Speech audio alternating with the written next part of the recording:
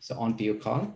Well, thanks very much for the invitation. I wish I was seeing everybody face to face. So unfortunately, that's not happening, but in the near future, perhaps. So I wanted to talk about deadly ptosis, which may sound a little bit like a funny, you're not going to die from the actual ptosis, of course. And I have no financial interest in this material. And my objectives are simple, that when we're done, you should be able to just list, describe, and diagnose 3 conditions that may present with ptosis and be deadly. So here's the first patient, and you'll be seeing some of her pupil exam. She's 40, she's in the emergency room, had a minor motor vehicle accident. She wants to go home. All she has is a little bit of neck pain, but one of the emergency room physicians noticed something with her eyes and asked for an ophthalmology consult. And so one of my residents actually took the video and texted it to me.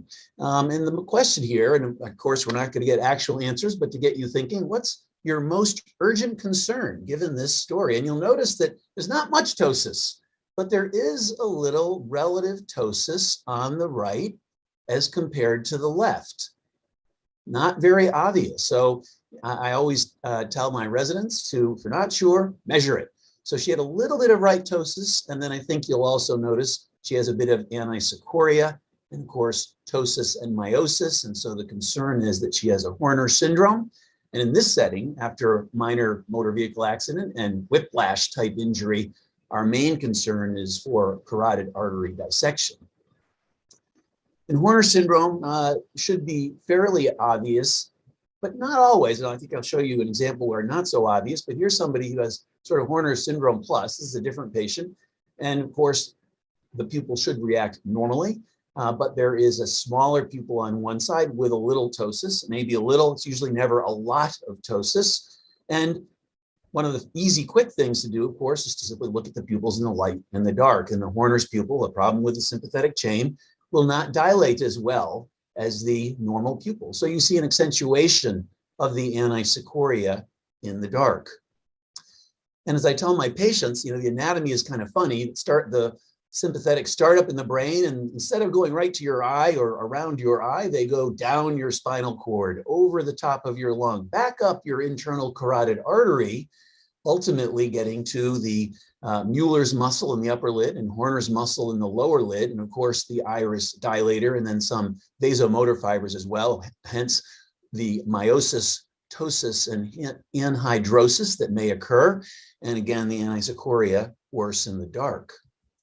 But is it deadly? Is it deadly? Well, usually not deadly, but we worry about a carotid artery dissection in this setting, or in any setting where someone comes in with an acute Horner syndrome with neck or facial pain.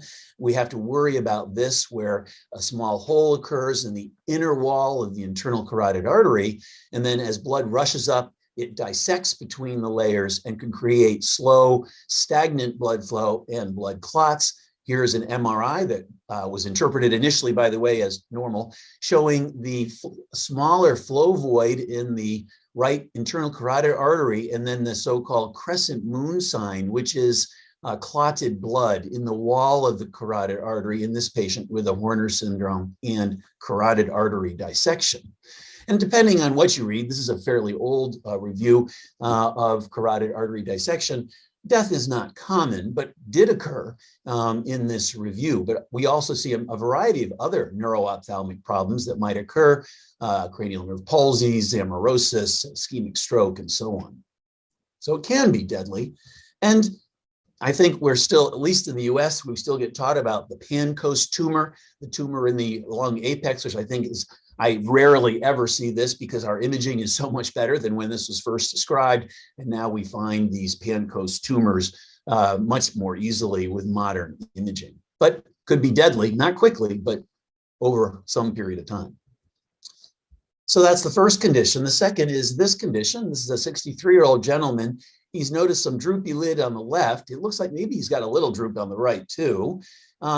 Interestingly, although he wasn't complaining of double vision, he did note when he looked downward in reading that sometimes he's closing one eye more frequently than he has done in the past. And he had a little vertical misalignment of his eyes when he looked down.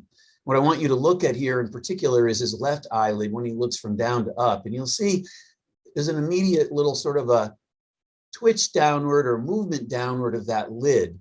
And so in this case, given these choices, we're going to be most concerned about myasthenia. Given that slight lid finding, if you look up, your lid will stay up until you move your eye and the lid will follow. And of course, we're used to looking for more obvious fatigable ptosis, as we'll see in this patient, right upper eyelid.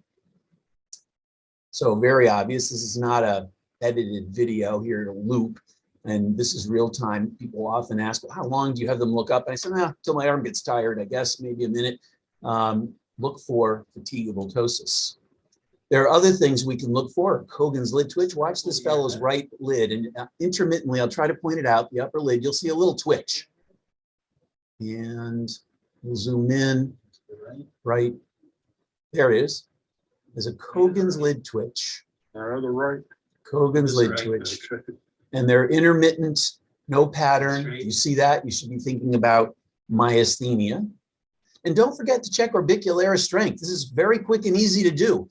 I'm telling this woman to hold her eyes shut as tight as possible. And yet when I let go of her lid, it just kind of flops back into place, both of them. So if you see somebody with ptosis and orbicularis weakness, it's usually going to be myasthenia. So don't forget to check. It takes about 10 seconds. And then there's testing we can do in the clinic. The sleep or rest test, initially described as a 30-minute rest or sleep. Doesn't have to be sleep. You measure the ptosis before and after. One of the questions is, can you do this less than 30 minutes? Because who's got 30 minutes these days? My oculoplastic surgeons do what they call a modified rest test, 5 minutes. And so here's just still photos of before rest and after a 30-minute rest in this patient with myasthenia. And then an ice test is something that can be used. This is just a 2-minute ice application, so it's much quicker. Only 2 minutes. 2 minutes is a long time with an ice pack on your eye. Patients often say, oh, this is getting really cold. And I say, well, we have a medicine we could inject in your arm, but it might stop your heart, and that usually quiets them down. If you see more than 1 millimeter of improvement, it's very sensitive and specific. And so watch the left upper lid. Here's our fancy ice pack, a rubber glove with ice in it. I usually do put tissue around it. 2 minutes go by. Blink once and look straight ahead.